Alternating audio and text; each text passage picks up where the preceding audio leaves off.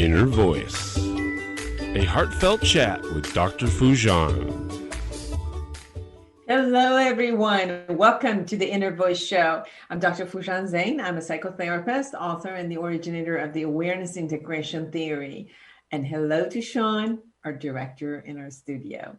This is a show about what matters most in our life, our minds, our thoughts, feelings, actions, relationships, and our fulfillment in this beautiful journey of life. Today, I will share with you the tip of the week about how to share power and allow others to be powerful around you. I will share with you the latest research from University of Reading about engaged listening techniques such as eye contact, nodding, and using keywords to praise openness helps teenagers when they are admitting bad behavior and share hurt feelings with their parents. So all you parents need to listen to this.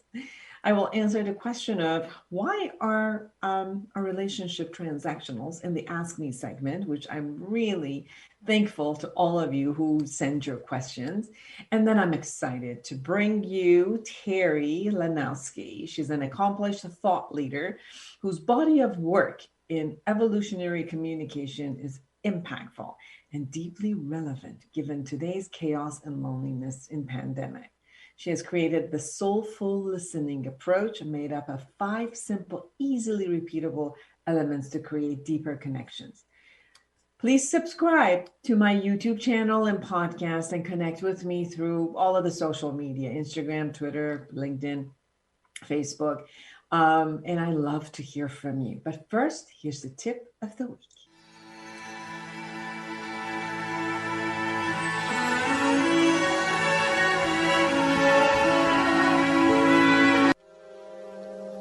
Hello, I'm Dr. Foojan Zeine. I'm a psychotherapist and a life coach for the past 30 years, and I'm the originator of the Awareness Integration Therapy.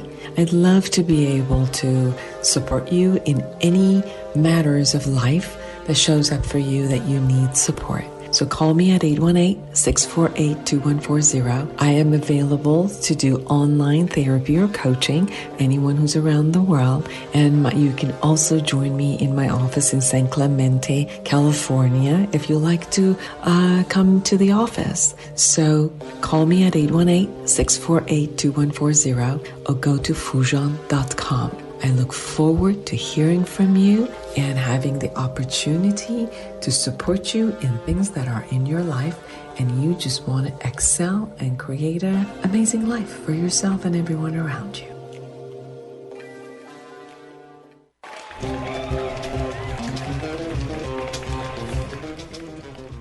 Here is the tip of the week. Now, there are times in our relationship when we feel powerful and at times powerless. At the beginning stages of our relationship, we may feel powerful in the way we have someone attracted to us and are willing to do anything for us to be near us.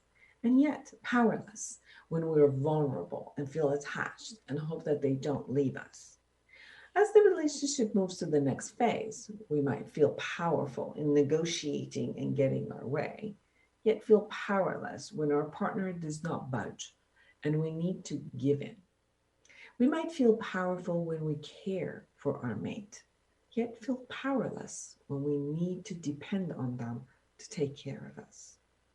It appears that in any healthy relationship, there is an element of power that is experienced, and that experience is like being on a seesaw. Sometimes you're up, and other times you're down. The fun of playing on a seesaw is for each participant to be willing to go up and down and allow the partner to lead at times. The moment that one partner insists on holding to the seesaw by sitting on the ground and not allowing the balance to go up and down again, or for the balance to get created right in the middle, the game is over with resentment, since the other partner is stuck in the air and is at the mercy of their partner to make all the choices. But a seesaw can be fun, it can be play, it can be allowing each one of us to have the upper hand and lower hand and go up and go down and play and enjoy time as we go through experiences together. The beauty of being in a healthy relationship is for each partner to feel powerful on their own, in their own world, and share the power, empower each other, allow their vulnerabilities to be shared, and rely on their partner's power to empower them. For this interaction to go smooth, partners need to feel safe with each other, knowing that the power that is experienced is not threatening in any manner, knowing that the power is being asserted for the benefit of us, not one over the other. If you're afraid of losing power in your relationship, follow these steps. Access your inner power. Be realistic about your abilities. Be aware of what you can and you cannot control. Focus on what is in your domain of influence or control. That is where you're powerful. Own your power. You don't need to prove it. Just own it and live it. Allow your partner to be as powerful as you are. It's much more fun that way, I promise you. Be realistic about their abilities. Don't expect something that they just don't have. Grant yourself and them to be as great and powerful as you are and can be. That goes with no fear. Be okay with your grandness and be okay with your partner's grandness. Feel proud of you and them. Negotiate and give the gift of compromisation and share with love. For more observational skills and empowerment skills, go to my book, Life Reset, the Awareness Integration Path to Create the Life You Want. Thank you.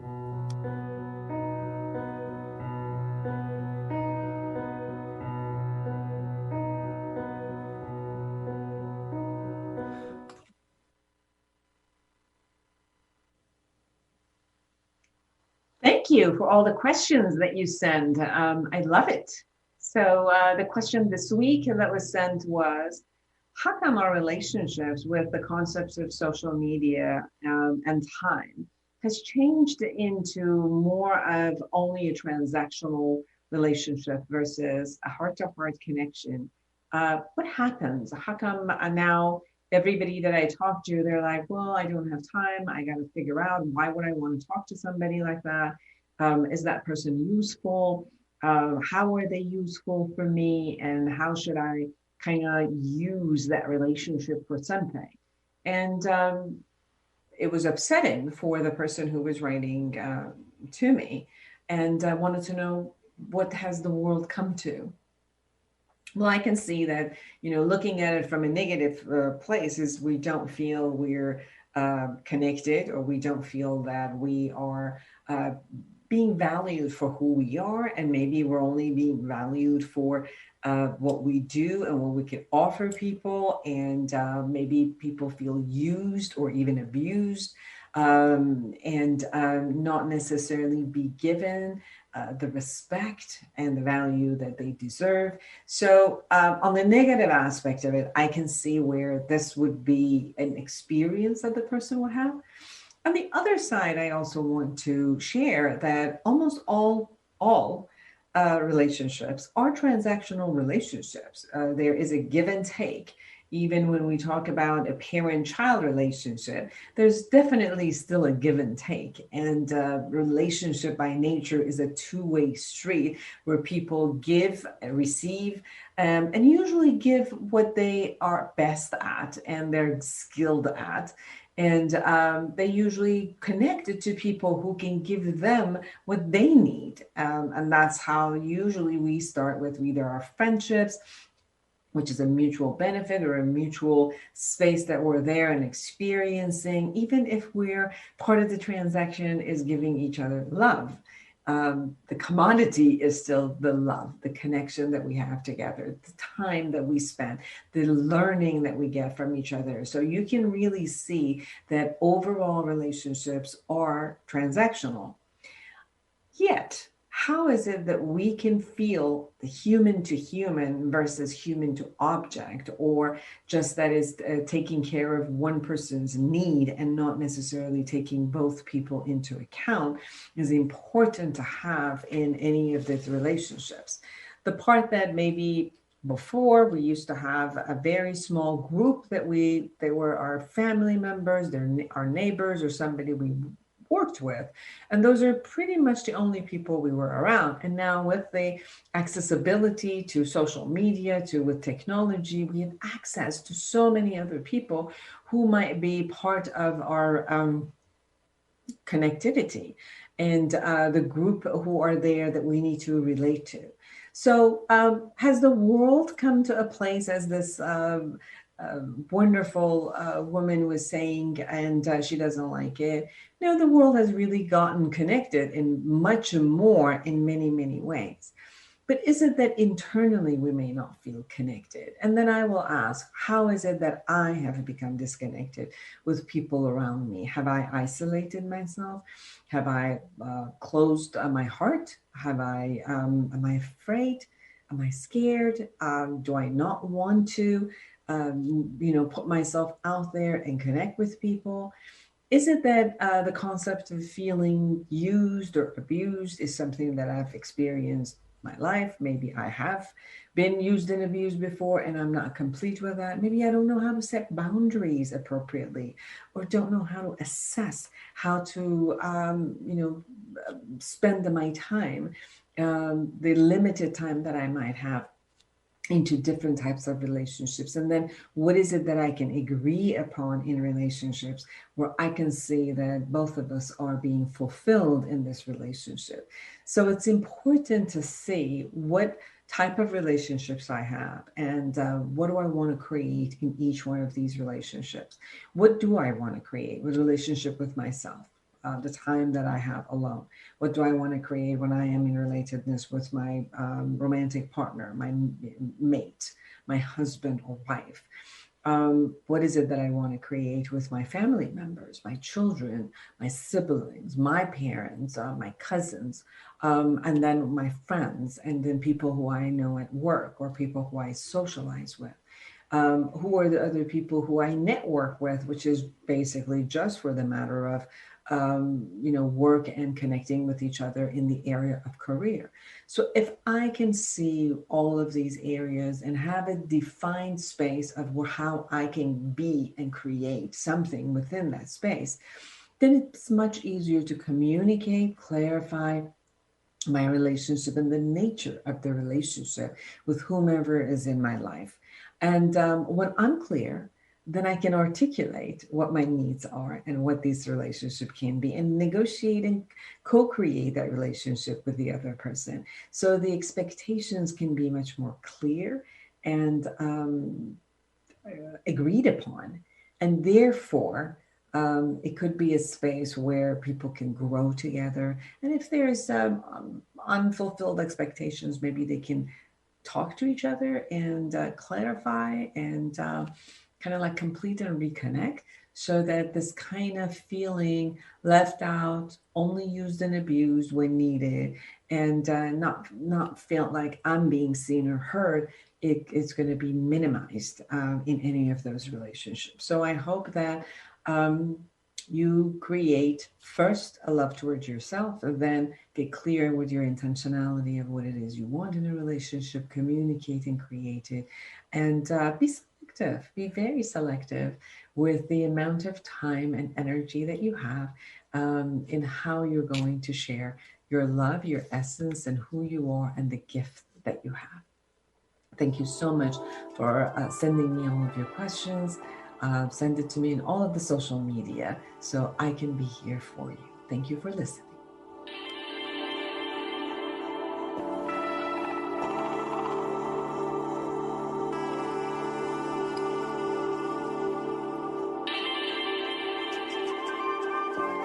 Here's the latest research. Engaged listening techniques such as eye contact, nodding, and using keywords to praise openness helps teenagers when they admit bad behavior and share hurt feelings with their parents.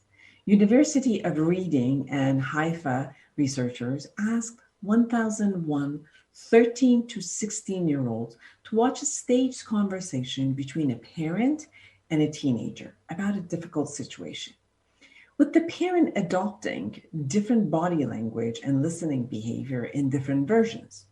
The participants, the teenagers who watched the versions where the parent was visibly attentive, stated that they would have felt better about themselves as a teenager and would be more likely to open up about their feelings again in the future. This study, the first to look at the quality of listening in isolation from other parenting techniques, revealed that being more engaged while listening made the teenagers feel more authentic and connected with the parent.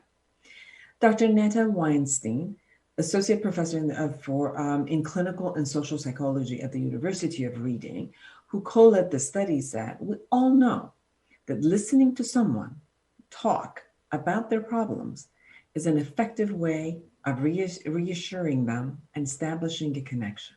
However, until now, there has been little thought given to the quality of the listening and the difference that makes."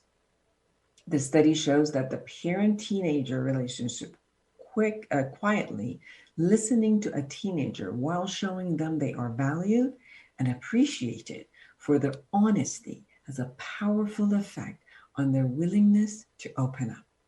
For the study published the Journal of Experimental Child Psychology, a roughly even split of male and female adolescents were recruited, with 3 identifying as another gender. The team found that active listening was equally important across all participants, all genders. The first video conversation scenario portrayed a teenage boy admitting to his mother that he had tried vaping and felt ashamed. And in the second, he tells his mother he was rejected by his peers after refusing to vape and felt hurt. Each video scenario had a version where the parent listened attentively and another where they appeared more distracted and used less eye contact. Dr. Weinstein says, with such a large group of participants, it is reassuring to see that active listening was universally beneficial across these years of adolescence. The study has some important implications for teenage well-being as well. The participants said that the good listening model observed in the videos would lead to better well-being, although they don't know how often the expectations meet reality, but it's clear that active listening is more likely to lead in a good outcome for teenagers than the passive style that they tested over and over again. I think I'm glad that this study did that for teenage parenting, because obviously it's one of the toughest relationships that the teen goes through and the parent goes through the adolescent times. But obviously active listening works with any human being where you're trying to connect. And we'll talk more about it later on. Thank you.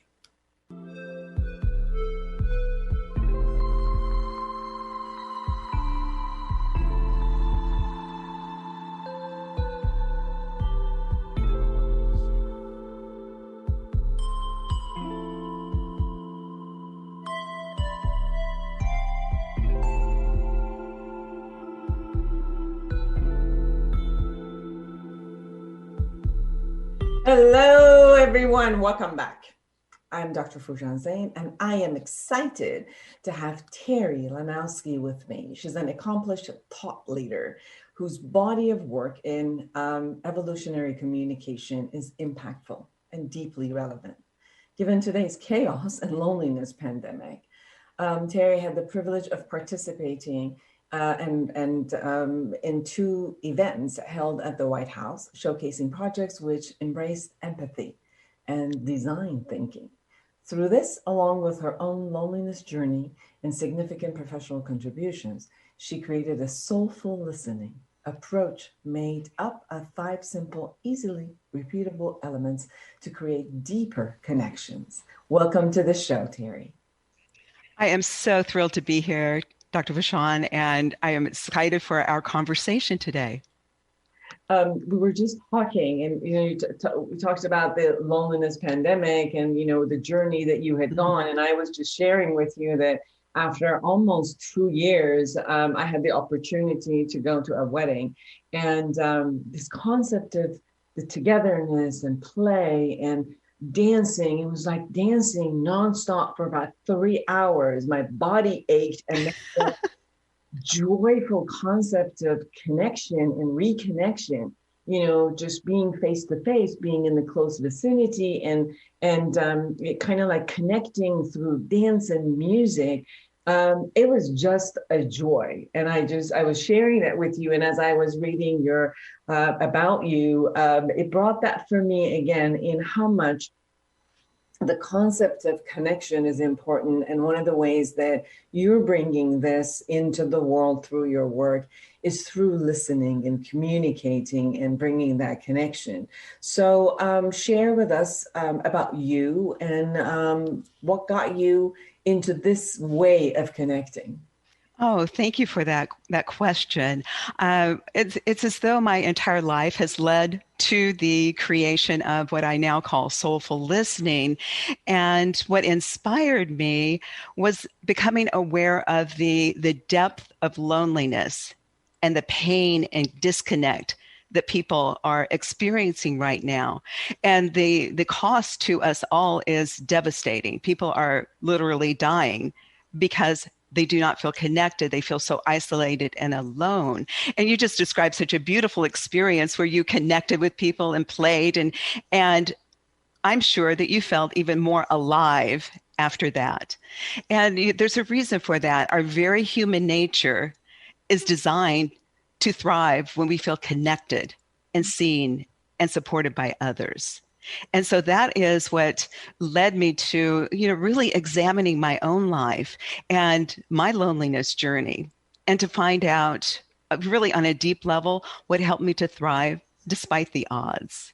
And it takes me way back to my childhood. And I grew up in a small country town of Auburn, Nebraska, population about 3,000, and lived on the second floor of a mansion. And I say second floor because my family had turned the first floor into a bustling restaurant with banging and clanging and late night bar crowds beneath my bedroom every night.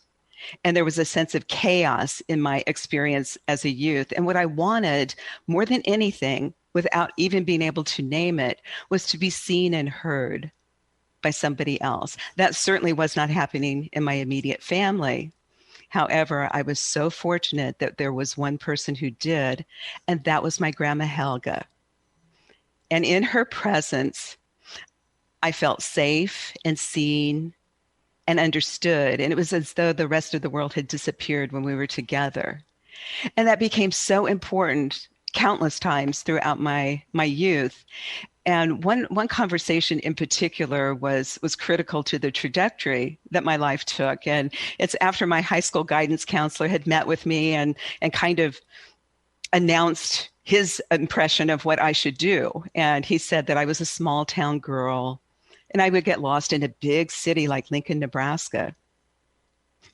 And so I should become a secretary and work for my family's restaurant. Okay. Which would have been a death sentence for my spirit and my abilities. And fortunately, I was able to bounce that lie off of Grandma Helga, and she, with grace and poise, simply said to me, "Terri, look at all I've done without education. Think of what you can do with it." And at that moment, the trajectory of my life shifted dramatically. And through her emotional support and a boatload of student loans, I went on to earn a master's degree in educational psychology and go on and contribute in some of the ways that you had already mentioned. And so when I was looking back, I thought, what is it that made her so available to me and others that were around her? And it really drilled down to the fact that she exercised great self-care. And that looked like the type of literature that she read, her social network, her expressing her artistic side, her taking care of herself emotionally by spending quiet time. So when she entered into a conversation, she was coming from a position of overflow. And so you could relax in her presence and really bring forth authenticity. And then she had the wisdom because she had continued to work on herself, and the love. When she would smile, it would just light up the room. And so as I was, looking at how might I share this gift with others, it really became important to underscore the importance of self-care so that we can fill our own cup up and be available to others and to ourselves. And so that is the first element of soulful listening.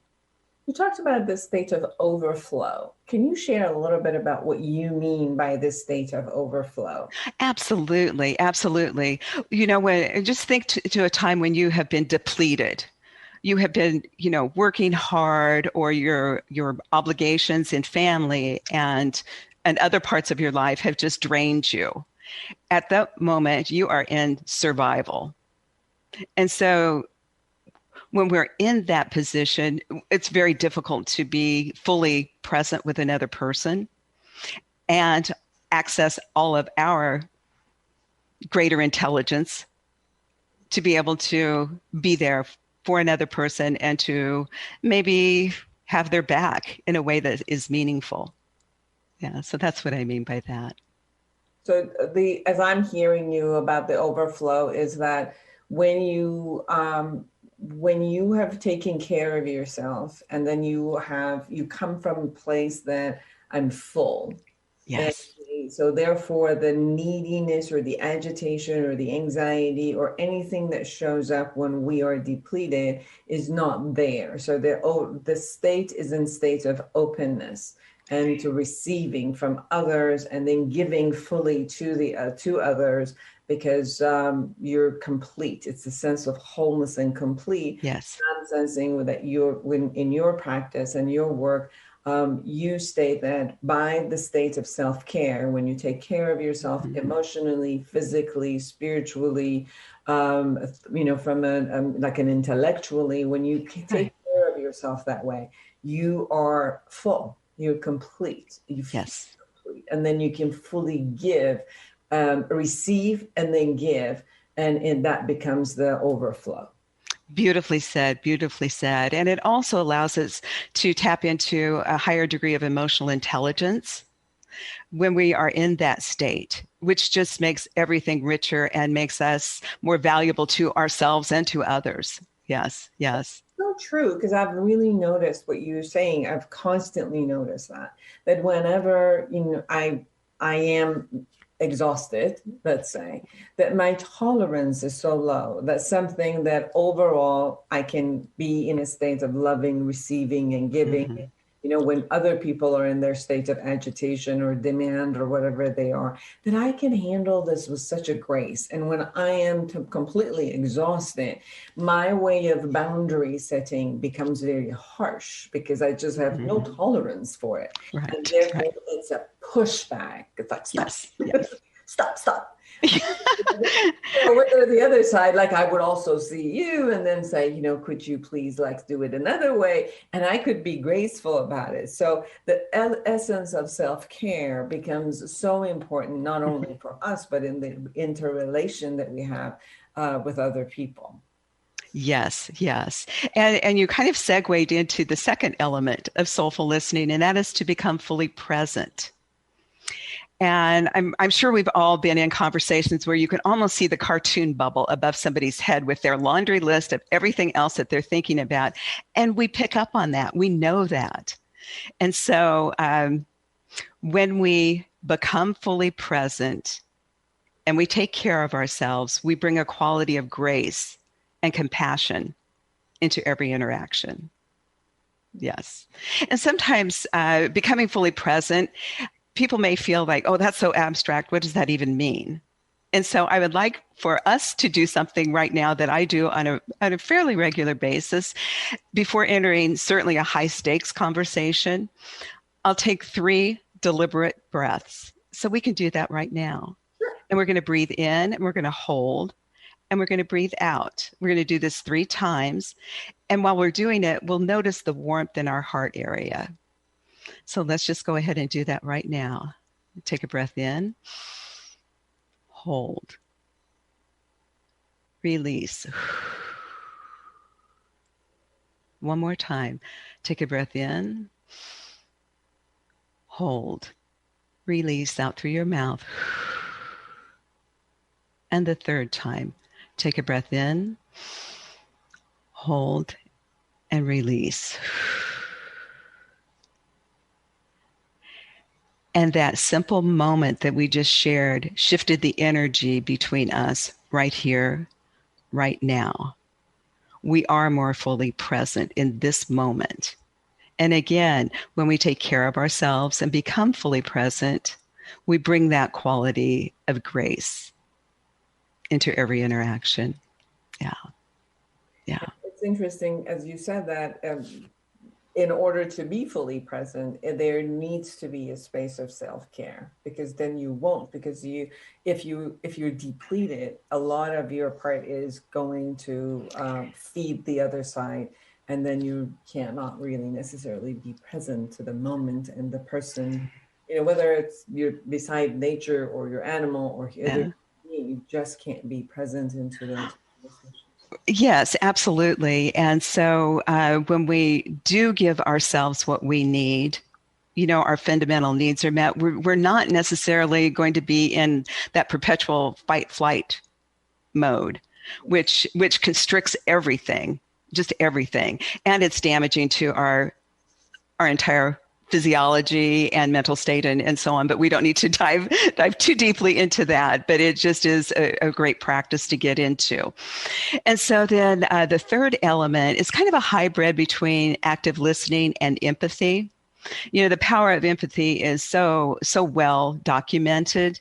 And when I was working on the projects that took me to the White House a couple of times, I was coaching teams from across the nation, and we were using human-centered design, which at the core of that is empathy. And I saw how powerful that was, just empathy in itself. However, there were still missing pieces. And so I like the idea of kind of combining the two, active listening and empathy. And if the two had a child, it would be this element of soulful listening to me anyway. And it really is an all-in kind of listening. The Urban Dictionary describes that type of listening as quantum listening, which you may or may not have heard referred to before. But it really is a whole new level of listening with every fiber of your being, and where you're picking up on cues and clues that are beyond the words that are being said. Yeah. And when we have that kind of a connected conversation, it's likely we will get insights. Yes.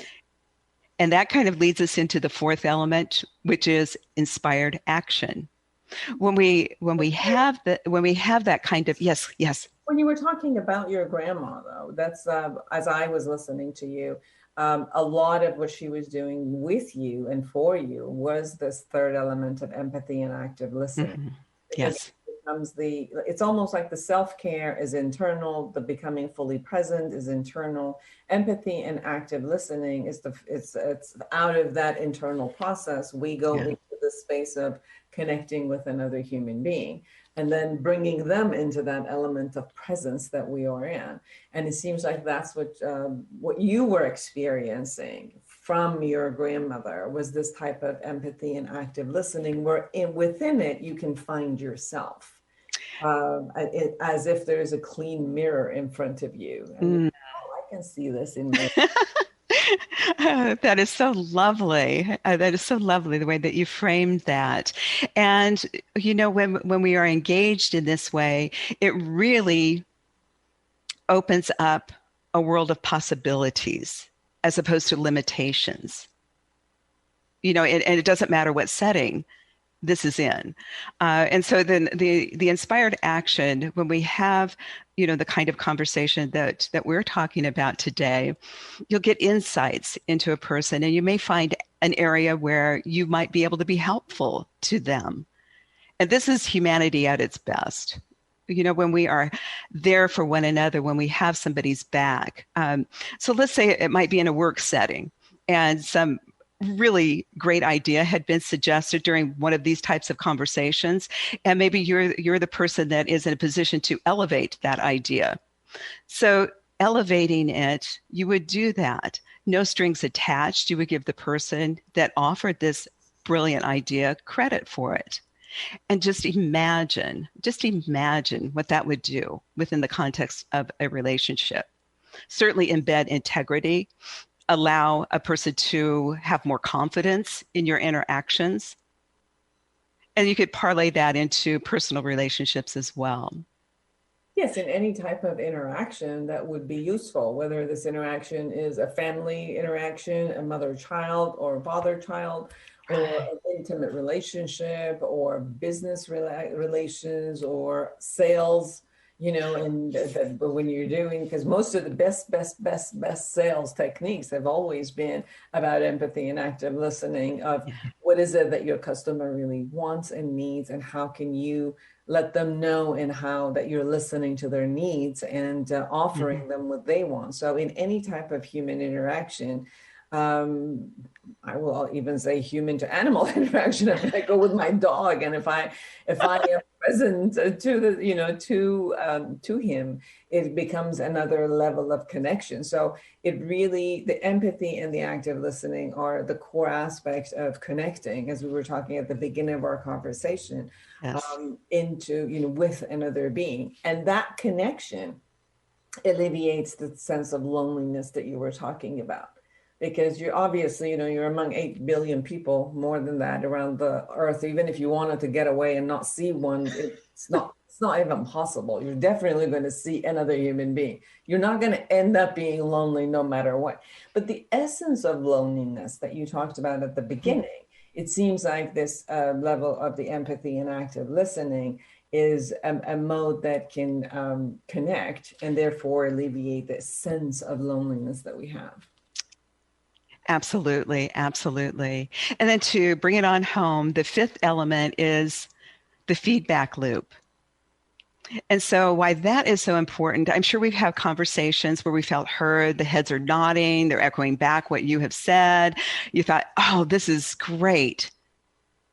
And then you never hear anything from that conversation. It falls flat. And so the feedback loop, let's say in the example of the work setting, when that idea had been elevated, the person would go back to the individual with whom they had the conversation, say, hey, Jerry, your idea was so great. I've elevated it up. We'll see what happens. You're getting a nod if it goes forward.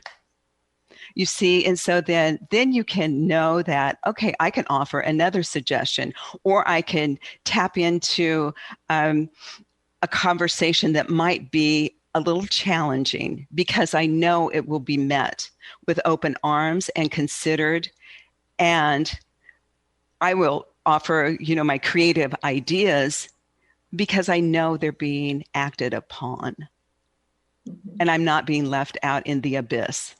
Yeah. So when you talk about the elevating somebody else's idea, can you share a little bit by what you mean by using that sentence? Okay, so I'll use a personal work one. I worked with a gentleman whose name is Jerry, and we worked together for over a decade.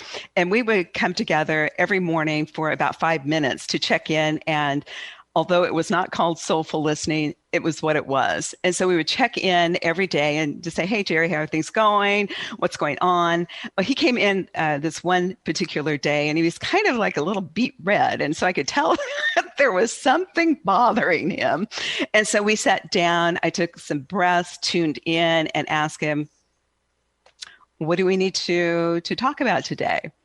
And as it had turned out, we worked for a satellite office of a very large national organization, and he was being saddled with doing repeated reports that duplicate information was on all of the reports, and he had just about had it.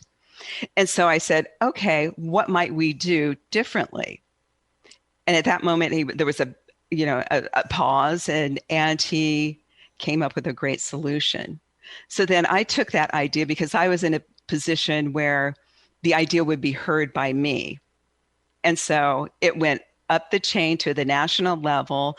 His suggestion was adopted on how to do a process improvement. It was enacted nationwide. And that's what I mean by elevating. He got, a spotlight shined upon him, which was good for both of us. And every morning we would come back and connect, go our separate ways, do what we needed to do. But that anchor point, has very practical use. Very practical use. Yes. Does that help? Yes, and what I hear from what you just described is the process of the connection, or the intention of the connection, is to move it forward. So you're talking that you come into that connection, and your active listening is towards seeing what are the ideas there, and then at the next level of, even if it's a question, it's not like you have to come up with the idea of elevation, but as long as your contextual aspect is that inquiring listening, so that it can open up the concept and the intention of togetherness and uplifting it. And it seems like that's what I heard from you is in the essence of uplifting, right? That is it. Yes. Okay. Yes. And then the concept of the feedback loop, as I hear it from you, is not to lose the connection, where I will come up with something in the middle, and then if it's not received, then there's no point into it. So I got to make sure that either it's being received, that is, or at least received and then not taken, so that I can go move to the next level. If I'm not present, which will go back into your second point, if I'm not fully present, I might come in with a lot of what's going on with me, but that might not be related to you or relevant to you. And then so therefore the uplifting won't happen if I'm not in tune with you and kind of like wait to see how you've received it or how you would like to receive it. And when that shows up as, oh, I want this, okay, I'll take it, or no, this doesn't work for me, then I can go to the next stages, which is again, holding that fully present consistently in this space. Yes, beautifully said. And holding the space for possibility and innovation is so needed right now. We really are at a time in our collective history and collective experience that we need the brightest and best within each of us coming forward. The challenges and the problems are significant enough that there is no time to waste in not helping to lift each other up. Yeah. I really like this, what you're saying about the intention of lifting each other up. And part of the loneliness that you were talking about has also shown up with, let me say, like a state of anger that's around the world, or a state of like, not you, just me. It's not a state of inclusiveness, which is more like, I'm right. And it's, I have to say, and no, you're bad and wrong. And you got to just go away. And you kind of see this in the concept of the competition or the society or the politics or the world. And you see a lot of that, which is kind of like separating us.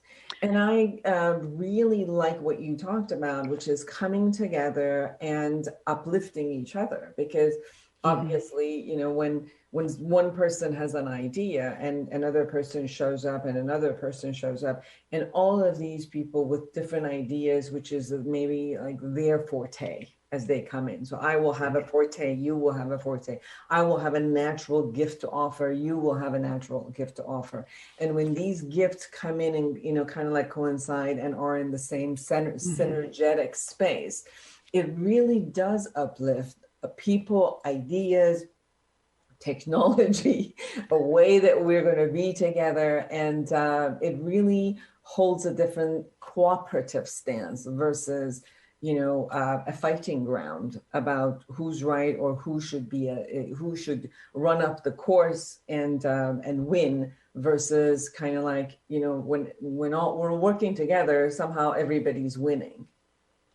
Right. And you pointed out that each of us has our own unique skills and abilities and talents and geniuses.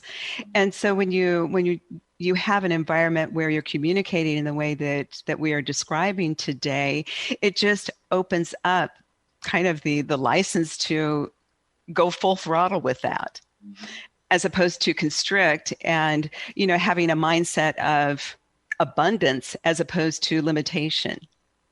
And, and it builds upon itself and just opens up avenues that are unforeseen in the most positive of ways. Yes.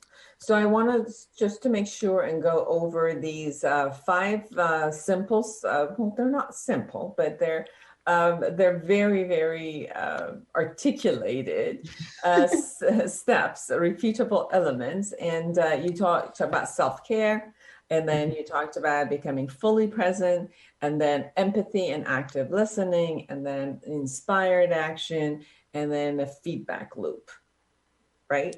Yes, yes. And, in its simplicity, I think sometimes, this has been overlooked on how very powerful it is. And it's simple, but not always easy, because we are really taking responsibility for ourselves and evolving our own life experience and offering that freely to another person. Yeah. And you also talk a lot about the emotional intelligence that comes from taking on these 5 steps, because we are taking care of ourselves. The concept of emotional intelligence is mostly about not being reactive and taking in information, which might even stir up our emotion, being responsible for our emotion, and then knowing how to be receptive and then giving all that is there, although our emotions are there and we respect them. And through these 5 steps, there is a space of taking care of yourself, being present in the space that we are with each other, and then have a positive intention, and then create that space with another human being. And that also promotes emotional intelligence. Can you share a little bit about those? Right. And with emotional intelligence, sometimes people get confused and they think, well, if I have a high degree of emotional intelligence, I never feel a negative feeling. And that is not true. And so I would encourage everybody to kind of expand their vocabulary about what their own emotions are, rather than I'm mad, I'm elated. There are varying degrees in between.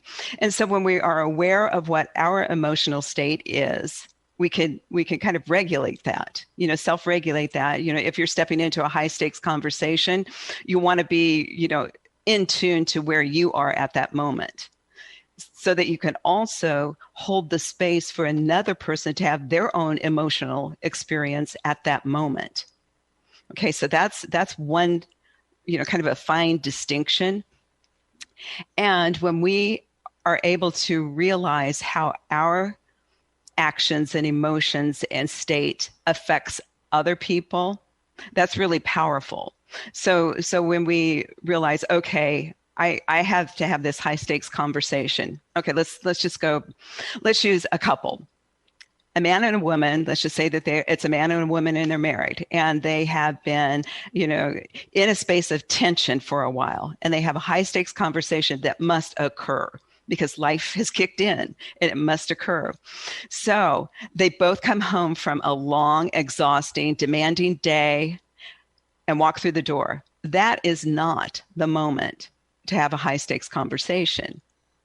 And so when we realize, okay, I'm like at the edge right now, and so I'm going to just pull back, go and take care of myself. And maybe that would involve like 5 minutes meditating. Maybe it would involve going out and walking the dog. Maybe it would be going out and looking at this flower that had just bloomed in the garden, and you're going to just inhale the fragrance of it. Whatever it is to kind of help you recalibrate before entering into that conversation is really exercising a high degree of emotional intelligence real time in real life. And so that would be one example that I think really illustrates something we could all relate to. And so then when you come together, you are holding the space for whatever that conversation will be, as opposed to playing out the script in your head. He's going to say this, I'm going to say that, and it's going to end like this. Bam. In that case, I have never observed it to turn out well. You intended it. There's no way that Yeah. scenario that you have in your head is going to turn out. You might actually do the rehearsal of any lines that you've had in your head, but unfortunately the other person is not going to follow your script as you have it in your head. So it's going to be a very disconnected conversation. Exactly, exactly. And so when we enter where we have calmed our nervous system down just a little bit, even if you ratchet it down like 20%, you're better off than when you went in full throttle, furious, already convinced of how it was going to turn out. And so then what may happen is you may get an insight into your partner that you didn't even know about. Yeah. And that is the beauty of we as imperfect human beings connecting with other imperfect human beings. Sometimes our perspective is just a little bit off of what the other person's reality is. And so when we can, kind of harness our own emotions, and I do not mean to disregard your emotions, that is not healthy either. It's being appropriate in how you process them for yourself. And start out small. Try one conversation. Yeah. And just see how taking a couple of breaths and entering from a space of openness, of receptivity, and possibility. See how that might shift things ever so slightly. Beautiful.